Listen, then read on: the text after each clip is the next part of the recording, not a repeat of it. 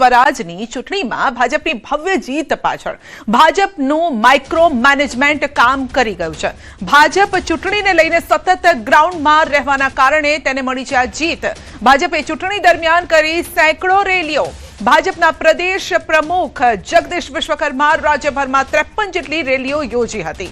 મુખ્યમંત્રી ભૂપેન્દ્ર પટેલ પણ રાજ્યભરમાં 32 રેલીઓ તેઓએ પણ યોજી। જિલ્લા કક્ષાએ સભાઓ કરી। નાયબ મુખ્યમંત્રી હર્ષ સંઘવીએ પણ 32 રેલી અને સભા ગજવી હતી। ભાજપના કાર્યકરો મંડળ વાઇઝ 1,35,000 ગ્રુપ મીટિંગ યોજી હતી। મહિલા મોરચાના 1800 સ્થળોએ હનુમાન ચાલીસા દ્વારા પણ પ્રચાર કર્યો। યુવા મોરચા બાઇક રેલી થકી લોકો વચ્ચે રહેવાનો પ્રયાસ કર્યો। 12,000 કિસાન મોરચા દ્વારા પણ તેઓએ આ સંવાદ કર્યો હતો। ખાટલા બેઠકો યોજી। મહિલા મોરચાના ઓટલા બેઠકનો પણ ભાજપને આ લાભ મળ્યો છે અને ભાજપની ભવ્ય જીત અંગે કાર્યકરો સતત ગ્રાઉન્ડમાં રહ્યા। ગ્રાઉન્ડ વર્કના કારણે જ આ વિજય મળ્યો છે।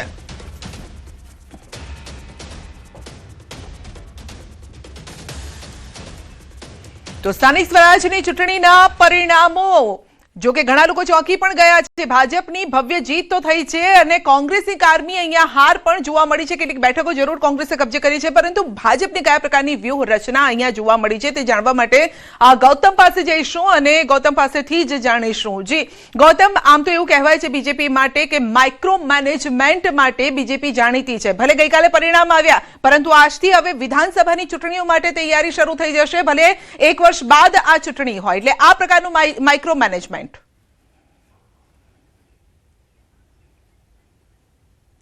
जी बिल्कुल, आम जोवा जाए तो भारतीय जनता पार्टी स्थानिक स्वराज्यની ચૂંટણીની જાહેરાત થાય તે પહેલા જ ભારતીય જનતા પાર્ટી દ્વારા માઇક્રો મેનેજમેન્ટ હાથ ધરવામાં આવ્યું હતું, જે અંતર્ગત ભારતીય જનતા પાર્ટીના પ્રદેશ પ્રમુખ મુખ્યમંત્રી ભૂપેન્દ્ર પટેલ, નાયબ મુખ્યમંત્રી હર્ષ સંઘવી આ સહિતના નેતાઓ જે છે તેમનું માઇક્રો મેનેજમેન્ટ થકી ગ્રાઉન્ડ ઉપર જવા અંતર્ગતની જે રણનીતિ જે છે તે તેજ કરી દેવામાં આવી હતી।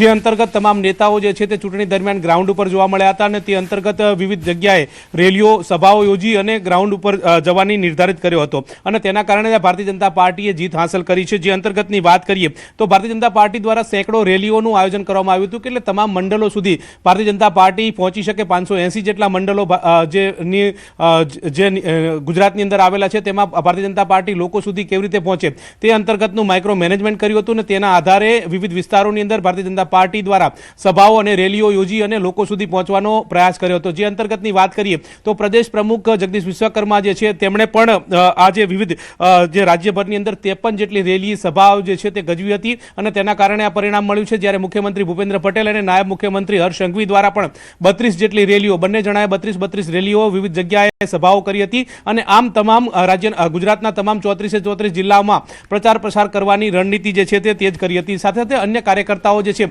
તેમને પણ ટાસ્ક આપવામાં આવ્યો હતો, જેમાં કિસાન મોરચા જે છે તેમને ખાટલા બેઠક અને કિસાન મોરચા અંતર્ગતની જે વિવિધ યોજના, એટલે કે જે ગુજરાતની અંદર જે રાહત પેકેજ જે સરકાર દ્વારા અવિસ્મરણીય આપવામાં આવ્યું હતું ને તેને લઈને તેનો પ્રચાર પ્રસાર થાય, ખેડૂતો સુધી પહોંચવામાં આવે તે પ્રકારના પ્રયાસ સાથે તેમને ખાટલા બેઠક જે છે તે યોજવામાં આવી હતી અને તે અંતર્ગત 1,35,000 જેટલી વિવિધ ગ્રુપ મિટિંગો જે છે તે મંડળ કક્ષા સુધી પહોંચવા માટે થઈને ભારતીય જનતા પાર્ટીએ એક રોડમેપ તૈયાર કર્યો હતો અને તેના કારણે લોકો સુધી પહોંચ્યા હતા અને તેના કારણે આ પરિણામ આવ્યું હોય તો પણ નવાઈ નહીં। સાથે સાથે મહિલા મોરચાને પણ આ પ્રકારનો ટાસ્ક અપાવ્યો હતો। અત્યાર સુધી ભારતીય જનતા પાર્ટી ખાટલા બેઠક જે છે તે યોજી, ચાય પર ચર્ચા કરી, સંવાદ યોજી અને લોકો વચ્ચે જતા હતા। જ્યારે મહિલા મોરચા દ્વારા ઓટલા બેઠક દ્વારા પણ ઓટલે બેઠેલી જે મહિલાઓ જે છે તેમની સાથે વાર્તાલાપ કરી અને રાજ્ય સરકારની જે યોજનાઓ છે, વિકાસલક્ષી વાતો જે છે તે લોકો સુધી પહોંચાડવાનો પ્રયાસ કર્યો હતો અને તે અંતર્ગતની પણ જે સંવાદ જે છે તે કરવામાં આવ્યો હતો। જ્યારે યુવા મોરચાઓને રાજ્યભરની અંદર વિવિધ જિલ્લાઓની અંદર જે છેલ્લા દિવસે બાઇક રેલી યોજવામાં આવી હતી, માઇક્રો મેનેજમેન્ટની આ જીત છે।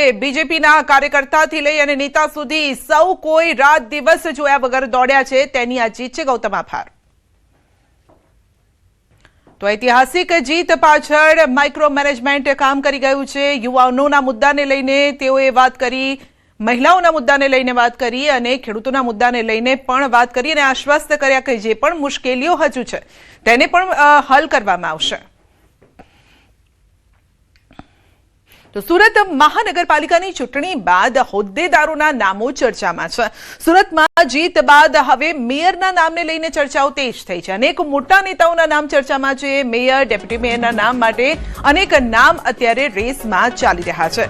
મેયર તરીકે નેન્સી શાહનું નામ ચર્ચામાં છે. ઉર્વશી પટેલનું નામ પણ ચર્ચામાં છે. એડવોકેટ પ્રતિવાદેનું નામ પણ ચર્ચામાં છે. જયશ્રી વરિયાનું નામ પણ ચર્ચામાં ચાલી રહ્યું છે. ડેપ્યુટી મેયર તરીકે રાજન પટેલનું નામ પણ ચર્ચામાં છે.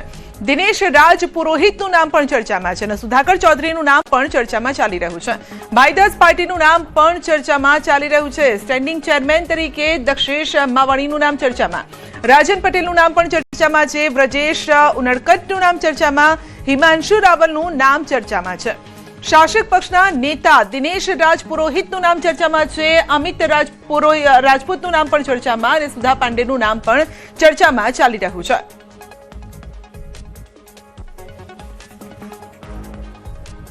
વધુ અપડેટ મેળવીશું સંવાદદાતા કીર્તેશ પાસેથી. જી કીર્તેશ, ચૂંટણીઓ પતી ગઈ, હવે જે રસાકસી રહેવાની છે તે છે આ નામોને લઈને કે રેસમાં તો આટલા બધા નામ છે, પરંતુ અવ્વલ કોણ રહેવાનું છે, કોના સિરે તાજ?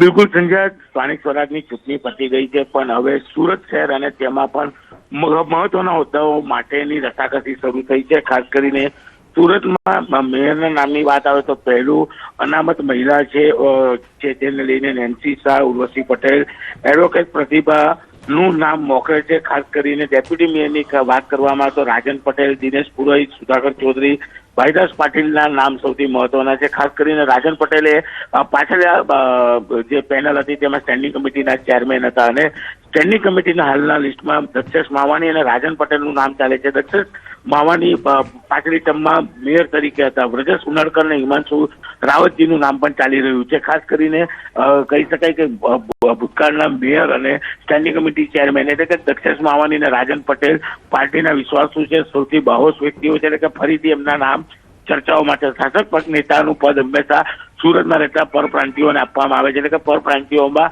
ઉત્તર પ્રદેશનું પ્રતિનિધિત્વ કરતા અમિત રાજપૂત અને ખાસ કરીને રાજસ્થાનનું પ્રતિનિધિત્વ કરતા દિનેશ રાજ પુરોહિતના નામ મોખરે ચાલી રહ્યા છે. જો કે આ બધા તમામ સંભવિત નામ છે, પણ પાર્લામેન્ટની જે બોર્ડ છે તેમાં નક્કી થયા બાદ નામ આવશે. પણ આ તમામ નામો અત્યારે ખૂબ જ ચર્ચામાં અને સુરતના જે કોર્પોરેશનની ચૂંટણી છે તેમાં સૌથી આગળ ચાલી રહ્યા છે. જી, આપનો આભાર. તો મોરબી મહાનગરપાલિકાના ઇતિહાસમાં પ્રથમ વખત યોજાયેલી ચૂંટણીમાં ભાજપે ભવ્ય જીત નોંધાવી છે. શહેરની સત્તા ભાજપના હાથમાં ગઈ છે. ઓબીસી કેટેગરીમાંથી મહાનગરપાલિકાને મળશે નવો મેયર ચહેરો. રાજકીય વર્તુળોમાં ભારે ચર્ચા શરૂ થઈ છે. આ ત્રણ નામોની ચર્ચા ચાલી રહી છે. ભૂપતભાઈ જારિયા, ભાવેશ કંજારિયા, ગણેશ ડાભી સતવારા સમાજમાંથી આવે છે. ડેપ્યુટી મેયર રિષિપભાઈ કૈલાનું નામ ચાલી રહ્યું છે. ડેપ્યુટી મેયર રવિભાઈ સનાવડા, ડેપ્યુટી મેયર ગોપાલભાઈ કાશુંદ્રાના નામ ચાલી રહ્યા છે. તો મોરબીમાં પણ નામોનું એક લિસ્ટ અત્યારે ફરી રહ્યું છે અને આ નામ અત્યારે ચર્ચામાં ચાલી રહ્યા છે. જેઓએ સારા પ્રદર્શન કરીને જીત તો મેળવી છે, પરંતુ લોકો માટે પણ એક લોક ચાહના તરીકે પણ આ ચહેરાઓને જોવામાં આવી રહ્યા છે. વધુ અપડેટ મેળવીશું રવિ પાસેથી. જી રવિ, કયા કયા ચહેરાઓ અત્યારે ચર્ચામાં ચાલી રહ્યા છે અને રેસમાં કોણ આગળ? મોરબી મહાનગરપાલિકાની ઇતિહાસમાં પ્રથમ વખત યોજાયેલી ચૂંટણીમાં ભાજપે ભવ્ય જીત નોંધાવી છે. ત્યારે ઓબીસી કેટેગરીમાંથી મહાનગરપાલિકાને મળશે નવા મેયરના ચહેરાઓ, જેમાં ભૂપતભાઈ જારિયા છે, ભાવેશભાઈ કંજારિયા છે અને ગણેશભાઈ ડાભી છે. આ ત્રણ નામો મેયર માટે ચર્ચાઈ રહ્યા છે અને પાટીદાર સમાજમાંથી ડેપ્યુટી મેયર બનાવવાની વાત ચાલી રહી છે, જેમાંથી ગોપાલભાઈ કાશુંદ્રા, જયંતિભાઈ પડસુંબિયા છે, રવિભાઈ સનાવડા છે, જિગ્નેશભાઈ કૈલા છે અને રિષિતભાઈ કૈલા છે. આ પાંચ નામોમાંથી પણ કોઈ પણ ડેપ્યુટી મેયર બનાવી શકે છે અને સ્ટેન્ડિંગ કમિટીના ચેરમેન તરીકે ક્ષત્રિય સમાજ અથવા તો બ્રાહ્મણ સમાજનો ચહેરો ઉતારવામાં આવશે. જી, આપનો આભાર.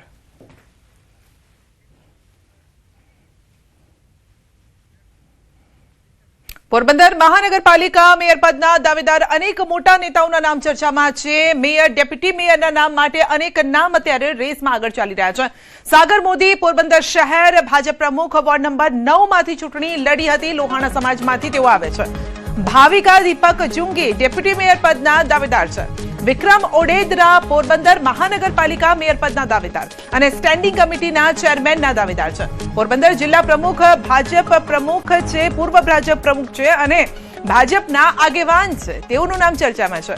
ધર્મેશ પરમાર મેયર પદ તથા સ્ટેન્ડિંગ કમિટીના ચેરમેનનું સંભવિત આ નામ પણ અત્યારે ચર્ચામાં ચાલી રહ્યું છે. દાવેદાર તરીકે જોવામાં આવી રહ્યા છે.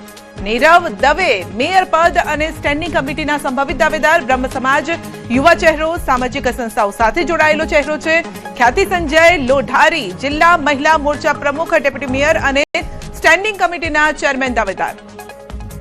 વધુ અપડેટ મેળવીશું સંવાદદાતા પ્રતીશ પાસેથી. જી પ્રતીશ, આ જે જીત છે, જીત બાદ હવે આ ચહેરા ઉપર મંથન ચાલી રહ્યું છે. રેસમાં કોણ આગળ?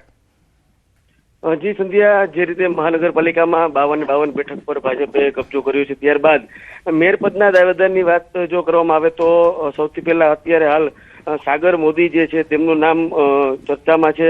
તો સાથે જ જે વિક્રમ ઓડેદરા છે, પૂર્વ જિલ્લા ભાજપ પ્રમુખ, તેમનું પણ નામ છે તે ક્યાંક ને ક્યાંક ચર્ચામાં જોવા મળી રહ્યું છે. આ સિવાય ડેપ્યુટી મેયર તેમજ મેયર તરીકે પણ જે ખ્યાતિ સંજય લોઢારી છે, તેમજ ભાવિકા દીપક જુંગી છે, આ મહિલાઓનું પણ નામ છે. તો સાથે જ અજય બાપોદરા હોય, નીરવ દવે હોય, આ સહિતના જે નામો જે છે તે પણ ક્યાંક ને ક્યાંક મેયર પદ અને સ્ટેન્ડિંગ કમિટીના જે ચેરમેન છે તે સહિતના રેસમાં જોવા મળી રહ્યું છે. સંધ્યા, જી આપનો આભાર.